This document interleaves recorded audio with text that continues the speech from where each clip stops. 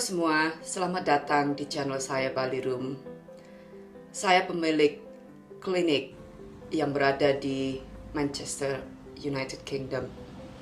Spesialisasi saya adalah IPRF dan bioplasma filler. Hari ini kita akan membahas apa perbedaan derma filler dan bioplasma filler. Banyak sekali klien yang saat ini menjamur menggunakan derma filler yang produksinya diproduksi oleh pabrik. Apakah sifat derma filler sebenarnya? Derma filler dapat menyerap air dari tubuh kita. Itulah kenapa setelah beberapa bulan derma filler akan kelihatan lebih membengkak dan juga lebih berisi. Juga derma filler tidak merangsang pertumbuhan kolagen dan elastin dari tubuh kita karena derma filler adalah foreign substance yang tidak akan menyampur dan menjadi satu dengan tubuh atau kulit kita. Derma filler diantaranya menyerap air dari tubuh kita. Setelah beberapa bulan, makanya orang yang pernah treatment derma filler, setelah beberapa bulan mereka selalu kelihatan penuh, kelihatan berat, kelihatan bengkak, dan derma filler juga tidak merangsang pertumbuhan kolagen dan elastin. Kalau seandainya kita tanam di daerah cheekbone, suatu saat setelah derma filler itu kira-kira 1 tahun, dia akan turun ke sini, turun ke pipi, dan biasanya orang-orang berpikir derma filler mereka sudah hilang, tapi sebenarnya derma filler itu cuman turun ke daerah tertentu, ke daerah semua, ke spread ke semua area. Derma filler juga tidak merangsang pertumbuhan kolagen dan elastin karena sifatnya derma filler itu adalah foreign substance dan risiko rejeksi dari tubuh kita juga ada. Dan kadang-kadang juga sebagian orang yang memang potensial untuk spreading, dan mereka juga merasa filler mereka transfer kemana-mana dan membuat seandainya kita tanam di bibir, maka daerah mulut itu juga membengkak karena absorben air dari tubuh kita yang bisa naik ke atas. Juga derma filler berisiko untuk rejeksi karena bahan foreign substance. Tidak semua orang bisa menerima sesuatu yang asing di dalam tubuh kita. Dan juga derma filler harus dihilangkan dengan hyaluronic disc setiap 2 tahun. Apa yang terjadi? Kalau tidak, maka filler itu akan transfer kemana-mana dan juga spreading ke daerah yang lebih rendah daripada seandainya kita tanam di sini, mereka akan turun lagi ke sini, turun di bawah sini. Dan juga tidak semua derma filler bisa ditanam di daerah bawah mata karena resiko kebutaan. Dan juga derma filler setelah beberapa bulan biasanya kelihatan berat dan penuh karena seperti yang saya bilang, mengkoleksi air dari tubuh kita sendiri. Derma filler juga tidak bisa menyatu ke tubuh.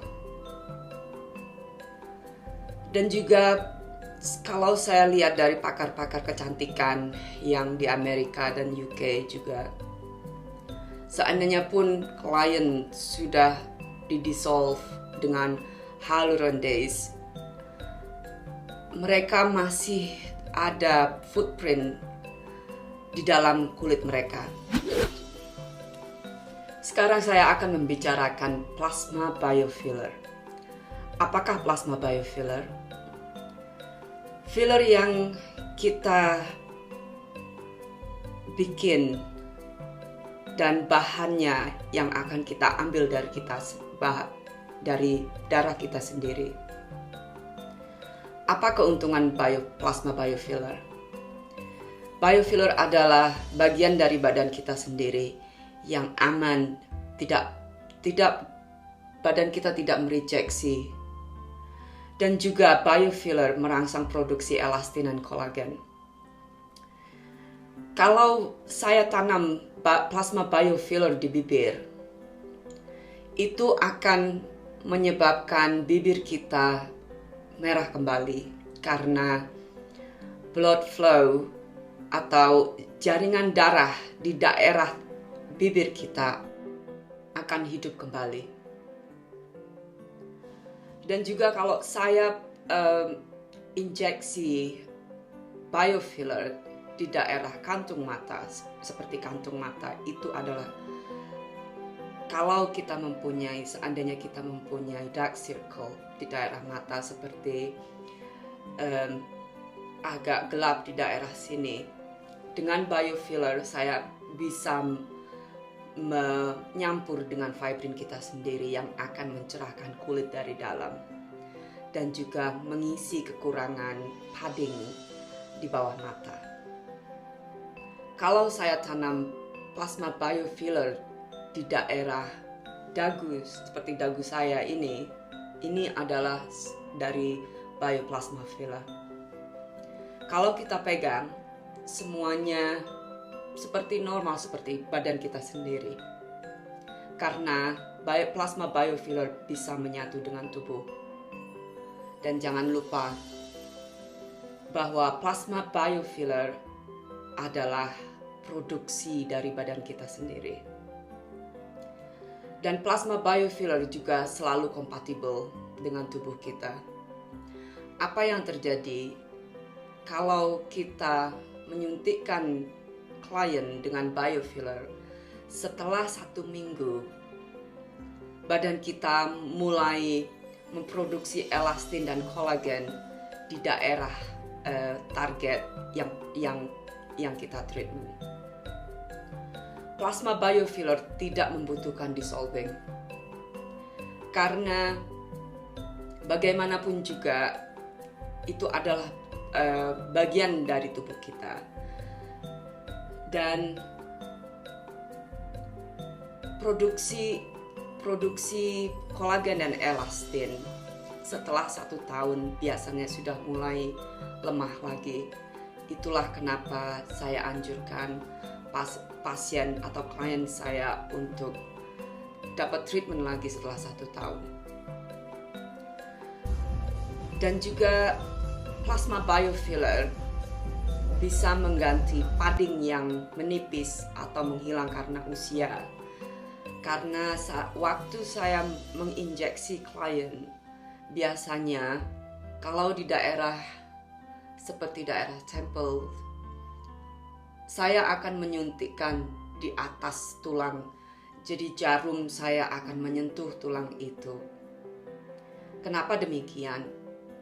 Karena plasma biofiller akan menumbuhkan padding baru atau mengisi padding baru. Apa yang terjadi setelah 1 minggu kemudian? Setelah saya injeksi di atas tulang, seminggu kemudian badan kita sudah plasma biofiller sudah tercampur dengan badan kita dan juga darah dan lain sebagainya. Dan reaksinya karena padding kita sudah menipis, jadi plasma biofiller akan menumbuhkan padding kembali. Di atas tulang kita ada padding tipis yang isinya kolagen dan elastin. apa yang terjadi kalau kita punya seandainya fracture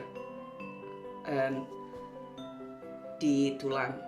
Padding inilah yang tugasnya memperbaiki tulang, dan juga itu dari bawah. Kalau padding itu masih memproduksi elastin dan kolagen dengan benar seperti orang yang umur 20 tahun, 30 tahun, padding ini juga akan memproduksi elastin dan kolagen untuk ke atas, ke dermis dan epidermis. Inilah gunanya padding yang di atas tulang. Makanya waktu saya injeksi, klien saya harus di atas tulang untuk mengisi kekurangan atau menambahkan volume. Tapi bioplasma filler sifatnya jauh sekali dan berbeda sekali dengan dermal filler. Bioplasma kelihatan sangat natural, dan bioplasma filler bisa disuntikkan di mana saja, termasuk di bawah mata. Seperti mata saya di sini, saya treatment biofiller sekitar 1 bulan yang lalu karena saya sudah merasa itu sudah mulai, padding saya sudah mulai memisah antara atas dan bawah. Jadi saya menyuntikkannya di sini dengan kanula. Bioplasma filler akan bertahan 1 tahun sampai 1,5 tahun. Kalau klien kita makanannya terjamin atau bersih seperti protein dan sayur-sayur hijau, dan mereka tidak makan banyak makanan yang manis-manis atau karbo. Kita butuh karbo tapi dengan